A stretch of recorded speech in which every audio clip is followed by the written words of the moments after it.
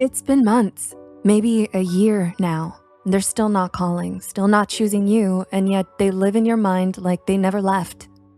You ask yourself, why does this happen? Why is it so hard to let go of someone who already let go of you? Obsession is often a grief in disguise. Grief for the person, grief for what could have been, grief for the version of you that was deeply, deeply open and got hurt.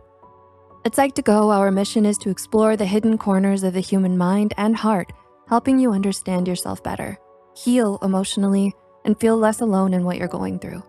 So, if you've been feeling stuck in this loop for months or even a year, let's take a deeper look at how this kind of mental obsession forms and what it slowly takes from you if you don't learn how to break free. You've tied your worth to their attention. Maybe their validation made you feel special in a way no one else could. And when it stopped, it didn't just hurt, it shattered something inside you. You begin to internalize their actions, thinking that if they're not showing interest, it must mean you're not enough. So now you find yourself chasing their ghost, hoping it'll make you feel whole again. But the truth is, your worth was never meant to be measured by someone else's presence or absence. Letting go of this attachment isn't about forgetting them, it's about remembering yourself. It's about reclaiming your own value and realizing that you are already enough, no matter what someone chooses to give or withhold. Your worth is inherent. No one else can define it for you. Emotional attachment. You're not just attached to the person, you're attached to the emotional experience you had with them. Maybe they showed up during a vulnerable time in your life or gave you a kind of comfort and understanding that felt rare. They made you feel safe, seen, emotionally alive. And when that bond is broken, it can feel like you're losing a part of yourself. But staying emotionally tied to someone who's no longer present keeps you stuck in the past. Healing begins when you learn to give yourself the emotional nourishment you once looked for in them. Letting go doesn't mean erasing what you felt. It means honoring it and choosing yourself anyway. You're in love with the fantasy, not the person. Sometimes we don't miss them, we miss the version of them we created in our minds. Obsession thrives when you're chasing a version of someone that never really existed, or a fantasy you wanted so badly to be real. But most of all, it grows when something inside you, your sense of self-worth, your emotional security, your need for connection feels out of reach. That's why letting go isn't just about moving on from them, it's about gently coming home to you. You constantly look for signs they're thinking of you too. You're all over their social media, watching every story, checking when they're online, trying to decode the meaning behind every post. Was that quote about you? Did they post that song because they're thinking of you? You start reading between the lines, hoping to find a hidden message that confirms they still care. You look for signs because you want reassurance. You're still tied to them energetically. But real connection doesn't need decoding. It's clear, consistent, and mutual. The moment you stop searching for signs is the moment you begin to create space for peace.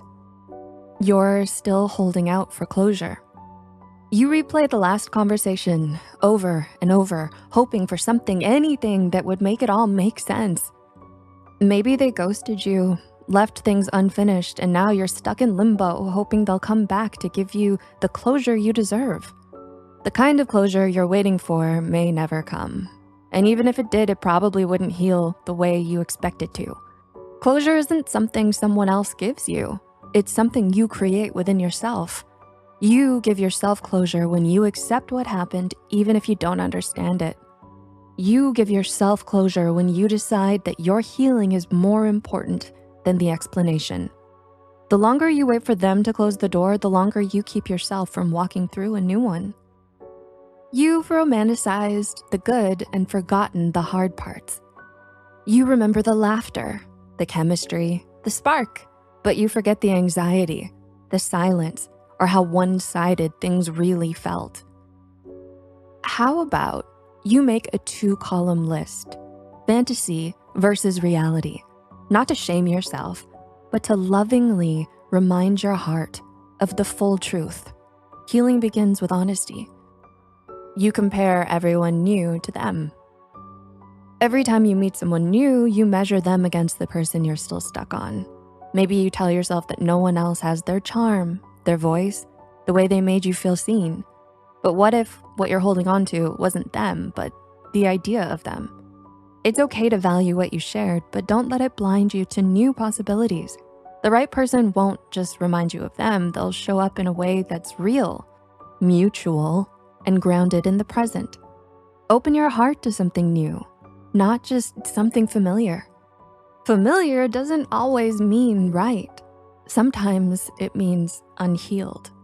So if you're stuck obsessing over someone, no, you're not crazy. You're not weak. It just means you loved deeply. It means you felt something real. But real love, the kind that heals, begins with you. Take a breath. You've carried this weight for so long. You deserve peace, not just from them, but from the version of you that had to hold on so tightly to begin with. You don't have to forget them overnight. Be patient with yourself as you let go of the obsession. And one day you'll look back and realize that this was the moment you came home to yourself. You deserve a love that is mutual, certain, and safe. And if this video helped you in any way, this is a personal message from the writer of the script. Hi, my name is Onnie. I wrote this from my own ongoing struggle. Right now, I'm grieving my boyfriend. I loved him so much. He was fun, charming, and incredibly sweet. But over time, I started feeling disrespected, especially by how he spoke to me. So I made a choice to leave. It wasn't easy. Not a day goes by that I don't miss him. Sometimes I just want to call and hear his voice again. But I remind myself of why I left. Because as much as I loved him, I deserve more than a love that hurts. I deserve more than charm. I deserve respect. When the urge hits to call him, I take a walk. I journal. I cry if I need to, but I don't go back. I found that simple actions like playing my favorite song, stepping outside for air, or texting a friend help me ride the wave. And slowly, moment by moment, it gets easier. So if you're struggling with obsession right now, please know that you're not alone. All the feelings you're having, they're valid. Thanks for being here. Don't forget to like and subscribe and share this video with anyone who might need it. And we'll see you next time.